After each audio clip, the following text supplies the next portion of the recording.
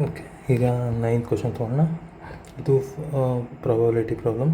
A die has 2 faces each with number 1. So particular die ಅಂದರೆ 6 phases ಇರುತ್ತಲ್ವಾ. Okay, so ಏನಿರುತ್ತೆ usually 1 2 3 4 5 6 ಇರುತ್ತೆ normal fair dye. But ಇವ್ರು ಕೊಟ್ಟಿರೋ ಡೈಯಲ್ಲಿ ಏನಿದೆ, a die has 2 faces with number 1. 2 ಫೇಸಲ್ಲಿ ನಂಬರ್ 1 ಇದೆ, 3 ಫೇಸಸ್ ವಿತ್ ನಂಬರ್ 2. 3 ಕಡೆ ನಂಬರ್ 2 ಇದೆ and 1 face with number 3. Okay, ಇವ್ರು ಕೊಟ್ಟಿರೋ ಡೈ ಇದು ಫೇರ್ ಡೈ, ಇದು ಅನ್ಫೇರ್.